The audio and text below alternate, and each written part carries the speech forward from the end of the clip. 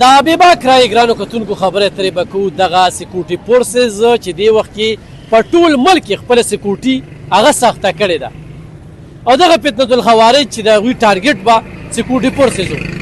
اوس هغوی خپل ښځه پرېښې او په مدرسو جوماتونو کالجونو د وکیلانو په بار باندې حملې شروع کړي دي د خلکو سره خبرې اترې کوو چې په دغه رپورټ کې خلک را سره سوي راځئ زموږ سره اوسئ کله سکیورټي فورسز خپل سکیورټي سخته کړه نو هغوی ترهګري چې ده نو هغه اسان اهدافو ته لاړه اسان اهدافو ته دا لاړه چې مدرسې جوماتونه او د سکول لکه پرون تاسو بلو تاسو کو د کیډټ کالج باندې چې نو حمله شوې ده اول د ماشومان چې هغه بې قصوره دي بې ګناه دي په شریعت کې په اسلام کې په قانون کې په هر طریقې سره هغوی خورا څه ګناه نشته په هغوی باندې هغه ټارګټ شوي دي نو الله دې زموږ په حال باندې رحم وکړي دې وخت ماشاءالله زموږ د پاکستان فوج او زموږ سکیورټي کوم حالات دي ماشاءالله ډېر مضبوط دي او فتنة الخوارج چې دي دا د هندوستان په مدد سره دا شي راځي افغانستان والا پیسې ورکړي هر څه چې ورکړي لالچ والا ورکړي که نه بعضې بېوقوف خلک په دغه کې راشي افغانیانو حالانکه افغانیان له پاکستان چې څومره مېلمستیا کړې ده 45 کاله دې له پکار دی چې دې د پاکستان شکریه ادا کړي او د دغه هندوانو د فتنة الخوارج خبرې نه مني او انشاءالله زموږ پاکستان فوج مضبوط دی چې پاکستان سکیورټي الحمدلله ډېره مضبوطه ده پاکستان ته څوک هم نقصان نشي رسولی او چا نقصان رسولو کوشش کړی دی خدای پاک دغه تباه کړي دی هلدې چې د کلمې مدد دی لا اله الا الله محمد رسول الله په دا باندې دا چې د پاکستان او د ایماني طاقت وسه الحمدلله هندوستان نه دغه شپږ تیارې راوړلې دي او ایله پکار دی چې نور داسې کوشش نه کړي د حملې ځکه انشاءالله د زیات طاقت صاحب انشاءالله پاکستان خپل سکیورټي بحال ساتي او دا فتنة الخوارج چې دي چې څومره نور دا غشوالیانو چې کوم پاکستان ته نقصان رسولو کوشش کوي دی به الله انشاءالله تباه کوي پاکستان موږ به انشاءالله ازار نه کړي ته دا مسلماني ده چې ته په سکول ورځې ته په کالج ورځې ته د وکیلانو په بار باندې ورځې او ته په حمله کې نه جی دا خو مسلماني نه ده دا خو سراسري ظلم او دغه دی او بل زمونږ سکیورټي چې کوم ده نو د خدای په فضل سره ښه مضبوطه ده نظام زمونږ ښه ښکلی برابر دی زمونږ آرمي شوه زمونږ پولیس شو زمونږ ایپسي شوه شکر الحمدلله زمونږ دفاع ښه مضبوطه ده او دا د بزدلۍ کار دی چې په سکول ورځې یا په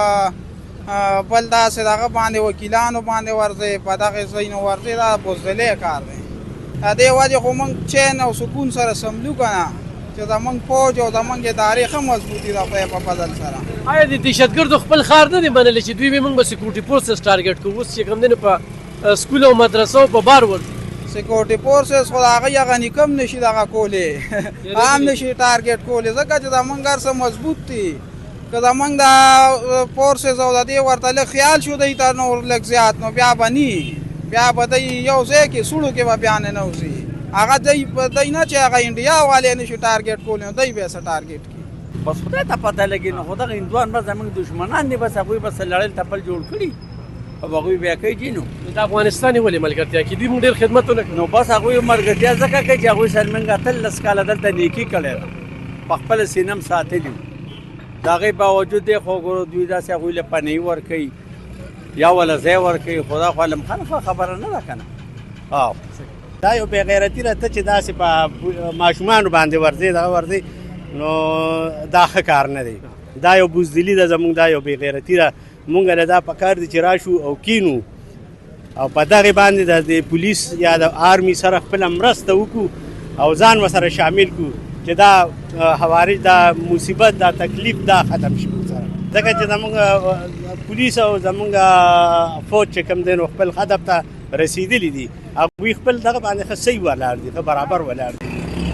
ګرانو کتونکو تاسو د خلکو خبرې ترې واورېدې چې د خپل فوج سره څنګ په څنګ ولاړ دي او د خپل فوج چې دغه سکیورټي سخته کړې ده په دې ورته داد هم ورکوي خو دغه فتنة الخوارج ته وایي هغه ماشومان مدرسه اجره جومات یعنې چې کوم ستاسو ته محفوظ کاري نو په هغې باندې ورځئ نو دا نه انسانیت دی نه مسلماني ده او نه دا جهاد دی نو دا تاسو انتخابي بزدلانه کاروي کوئ نو په دې باندې د خلکو مزاحمت هم وکړو او دی ووایي چې دې وخت کې د پاکستان سکیورټي ډېره زیاته مضبوطه ده ځکه دغه فتنة الخوارج سره اوس لار نشته چې په کومه وتښتو او څوک نو چې مخې له وله څه ورځي نو بس حمله کوي او ډز کوي او ځانمرګي برید کوي نو ډېره د افسوس خبره